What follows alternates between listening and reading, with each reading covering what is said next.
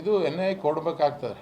ಯಾಕಂತಂದರೆ ಇದರಲ್ಲಿ ಧರ್ಮಸ್ಥಳದಲ್ಲಿ ಕೆಲವೊಂದು ದೊಡ್ಡ ದೊಡ್ಡ ಶಕ್ತಿಗಳು ಕೆಲಸ ಮಾಡಿ ಇದು ಭಾಳ ಪ್ಲ್ಯಾನಿಂಗ್ ಮೇಲೆ ಮಾಡಿದ್ದಾರೆ.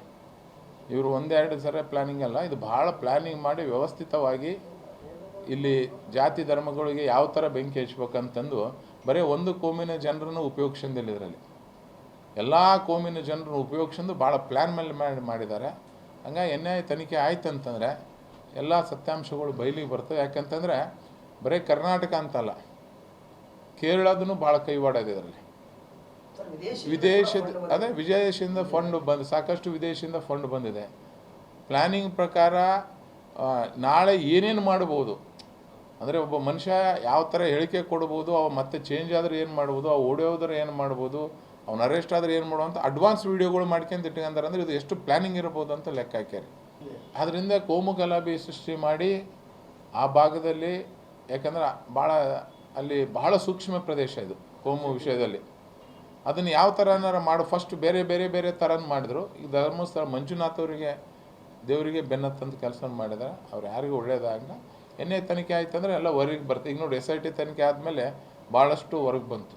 ಈಗ ಅದೇ ಥರ NIA ತನಿಖೆ ಆದರೆ ಭಾಳಷ್ಟು ಇನ್ನೂ ಹೊರಗೆ ಬರ್ತಾವೆ. SIT ಅವ್ರಿಗೆ ಬರೀ ಕರ್ನಾಟಕದಲ್ಲಿ ಅಷ್ಟೇ ಕೆಲಸ ಮಾಡೋಷ್ಟು ಒಂದು ಇದೆ. ಅವ್ರು ಕೇಳಕ್ಕೆ ಹೋಗ್ಬೇಕಾದ್ರೆ ಕಷ್ಟ ಆಗ್ತದೆ. ಇವತ್ತು ಕೇಳೋದು ಕೆಲವೊಂದು ಪ್ರಭಾವಿ ರಾಜಕಾರಣಿಗಳು ಇದರಲ್ಲಿ ಭಾಗವಹಿಸಿದ್ದಾರೆ ಮತ್ತು ಔಟ್ ಆಫ್ನಿಂದ ಸಾಕಷ್ಟು ದುಡ್ಡು ಬಂದಿದೆ. ಅದೆಲ್ಲ ಆಗ್ಬೇಕಾದ್ರೆ NIA ಇಡೀ ಎಂಟ್ರಿ ಆಗಲೇಬೇಕು. ಆದಾಗ ಸಿದ್ದರಾಮಯ್ಯ ಅವರು ಬಾಯಿ ಏರ್ಕೊಂಡಂಗೆ ಆಗಲ್ಲ ರೀ. ಹೊರಗಿನ ದೇಶಗಳಲ್ಲಿ ಎಲ್ಲ ಹಿಂದೂಗಳ್ನು ಫಂಡ್ ಕೊಡೋಂಥ ಪದ್ಧತಿನ ಕಲೀಲಿ, ಅದನ್ನು ಸ್ವಾಗತ ಮಾಡ್ತೀವಿ. ಸಿದ್ದರಾಮಯ್ಯ ಸಾಹೇಬ್ರಿಗೆ ಏನಾಗಿಬಿಟ್ಟಿದೆ ಅಂತಂದ್ರೆ ಒಂದು ಯಾವ ಥರ ಈ ಥರ ಕಾಂಟ್ರವರ್ಸಿ ಕೊಟ್ಟುಬಿಟ್ರೆ ಅಲ್ಲೇ ಮಾತಾಡ್ಕೊಂತ ಇರಲಿ ಅಂತೇಳಿ. ನೀವು ಈ ದಸರಾ ಉತ್ಸವದ ಉದ್ಘಾಟಕರನ್ನ ಅವ್ರನ್ನ ಯಾಕೆ ಮಾಡಿದ್ದಾರೆ ಹೇಳ್ರಿ?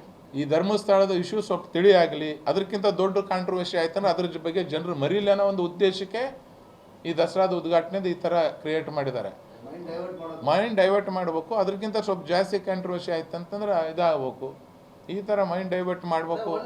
ಈ ಕೆಲವೊಂದು ಜನರಿಗೆ ಕೆಲವೊಂದು ಗೊತ್ತಾಗ್ಬಿಟ್ಟದಲ್ರಿ, ನನ್ನ ಅವಧಿ ಇಷ್ಟು, ಇದು ದಾಟಕ್ಕೆ ನನಗೆ ಆಗಲ್ಲ ಅಂತ ಕೆಲವು ಜನ ಗೊತ್ತಾದಕ್ಕೆ ಹೆಂಗಾರ ಮಾಡಿ ಇದು ದಾಟೋರಿಗೆ ಕಾಂಟ್ರವರ್ಸಿ ಮಾಡ್ಕೊಂತ ಹೋಗೋದು ಮಾಡ್ಬೇಕಂತ ಕಾಂಟ್ರವರ್ಸಿ ಮಾಡ್ಕೊಂತ ಹೊರಟಿದ್ದಾರೆ. ಅದ್ರಾಗ ಧರ್ಮಸ್ಥಳ ಮಂಜುನಾಥ್ ಅವ್ರ ಮೇಲಂತರೂ ದೇವ್ರ ಮೇಲೆ ಭಾಳ ವೀರೇಂದ್ರ ಹೆಗಡೆ ಅವ್ರ ಮೇಲೆ ಭಾಳ ಅಂದ್ರೆ ಭಾಳ ಅಪಪ್ರಚಾರ ಮಾಡಿದರು. ಇವತ್ತು ಯಾವ ಪರಿಸ್ಥಿತಿಗೆ ಬಂದಿದೆ ಅವ್ರ ಪರಿಸ್ಥಿತಿ? ಈ ಕೆಲವೊಂದು ಕಾಂಗ್ರೆಸ್ ಕ್ಷೇತ್ರದಲ್ಲೇ ಇಲ್ಲ ಹೋಗ್ಬೇಕಂತೇಳಿ ಹೋಗ್ತಿದ್ದಾರೆ. ಅಲ್ಲ, ಈಗ ತನ್ವೀರ್ ಸೇಠ್ ಅವ್ರು ಕೆಲವೊಂದು ಇದ್ದಾರೆ, ಅವರು ಒಂದು ಜಾತಿ ಸೀಮಿತ ಆಗಿಲ್ಲ. ಅವರು ಎಲ್ಲ ಜಾತಿ ಧರ್ಮಕ್ಕೂ ಅವ್ರು ಅಷ್ಟೇ ಗೌರವ ಕೊಡ್ತಾರೆ, ಎಲ್ಲ ಕಡೆ ಹೋಗ್ತಾರೆ. ನಾನು ಹೇಳೋದು ಇಷ್ಟೇ ರೀ, BJP ನಾಯಕ ಆಗಲಿ, ಕಾಂಗ್ರೆಸ್ ನಾಯಕ ಆಗಲಿ, JDS ನಾಯಕ ಆಗಲಿ, ಯಾರು ತಪ್ಪು ಮಾಡಿದ್ದಾರೆ ಅವರಿಗೆ ಶಿಕ್ಷೆ ಆಗೇ ಆಗ್ತದೆ. ಅಂಥವೆಲ್ಲ ಬಯಲಿಗೆ ಬರ್ಬೇಕಾದ್ರೆ NIA ತನಿಖೆ ಆದಾಗ ಮಾತ್ರ ಬಯಲಿಗೆ ಬರ್ತದೆ. ಇಲ್ಲಂತಂದ್ರೆ ಸುಮ್ಮನೆ ಬಯಲಿಗೆ ಬರೋಂಥ ಕೆಲಸನೂ ಆಗಂಗಿಲ್ಲ. ಅಂದ್ರೆ ಸತ್ಯ ನಿಮಗೆ ಬಯಲಿಗೆ ಬರ್ಬೇಕಲ್ರಿ. ಇವತ್ತು ನಾವೆಲ್ಲರೂ ಧೈರ್ಯದಿಂದ ಹೇಳ್ತೀವಿ, ಹೆಗ್ಡೆ ಸರ್ ಪರ ಇದ್ದೀವಿ ನಾವು, ಮಂಜುನಾಥ್.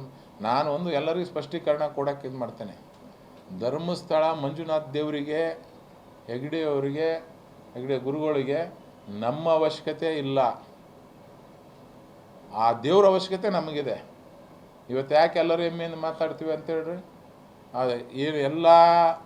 ಏನು ತೋಡಿದ್ರು ಇಡೀ ಧರ್ಮಸ್ಥಳ ಏನೂ ಸಿಗ್ಲಾರ್ದಕ್ಕೆ ಇವತ್ತೆಲ್ಲರೂ ನಾವು ಪರದೆ ಅಂತ ಮಾತಾಡ್ತೀವಿ. ಅವಾಗ ಯಾರು ಮಾತಾಡ್ತಿದ್ದಿಲ್ಲ. ಬಟ್ ಅವಾಗ ಅಲ್ಲಿ ಧರ್ಮದರ್ಶಿಗಳು ಒಂದೇ ಮಾತು ಹೇಳಿದ್ರು, ಆಗಲಿ ತನಿಖೆ, ಅದನ್ನು ಸ್ವಾಗತ ಮಾಡ್ತೀನಿ, ಸತ್ಯಾಂಶ ಬಯಲಿಗೆ ಬರಲಿ ಅಂತ ಹೇಳಿದ್ರು. ಇವತ್ತೆಲ್ಲರೂ ಬಯಲಿಗೆ ಬಂದಕ್ಕೆ ಇವತ್ತೆಲ್ಲರೂ ಇಷ್ಟು ಧೈರ್ಯದಿಂದ ಮಾತಾಡ್ತಿದೆ. ಯಾಕೆ ಅವ್ರು ಅವಾಗ ಆ ಮಾತು ಹೇಳಿದ್ರಪ್ಪ ಅಂತಂದರೆ ಅವ್ರಿಗೆ ಗೊತ್ತಿದೆ ಅವ್ರೇನು ತಪ್ಪು ಮಾಡಿಲ್ಲ ಅಂತ ಅವ್ರಿಗೆ ಗೊತ್ತಿದ್ದಕ್ಕೆ ಅಷ್ಟು ಧೈರ್ಯದಿಂದ ಬರ್ರಿ ತನಿಖೆ ಮಾಡಿಲ್ಲ ಅಂತಂದ್ರೆ ಅವಾಗೆ ಅವ್ರು ಯಾರಿಗಾರ ಒಂದು ಹಿಂಟ್ ಕೊಟ್ಟಿದ್ರು, ಇಲ್ಲ ಅವಾಗೆ ನೀವು ಸ್ಟ್ರೈಕ್ ಮಾಡಂತಂದ್ರೆ ಎಷ್ಟೋ ಜನ ಮಾಡ್ತಾರೆ. ಈಗ ಜನ ಎಲ್ಲ ರೊಚ್ಚಿಗೆದ್ದು ನಮ್ಮ ಗುರುಗಳಿಗೆ ಈ ಥರ ಮಾಡ್ತಾರೆ, ನಮ್ಮ ದೇವ್ರಿಗೆ ಈ ಥರ ಮಾಡ್ತಾರಂತ ರೊಚ್ಚಿಗೆದ್ದುಗೋಸ್ಕರ ಈ ಪರಿಸ್ಥಿತಿ ಬಂದ. ಅದನ್ನು ಮುಚ್ಚಕ್ಕೆ ಇಲ್ಲಿ ಭಾನುಪ್ರಸಾದ್ ಅಮ್ಮನ್ನು ತಂದು ಅಲ್ಲಿ ಉದ್ಘಾಟನಾ ಸ್ಥಾನ ಕುಂದಿರಿಸಿ ಇದನ್ನು ಸ್ವಲ್ಪ ಡೈವರ್ಷನ್ ಆಗಲಿ ಅಂತಾರೆ. ಅದು ಆಗಲಿಲ್ಲ ಅಂದ್ರೆ ನಾಳೆ ಇನ್ನೊಂದು ತರ್ತಾರೆ.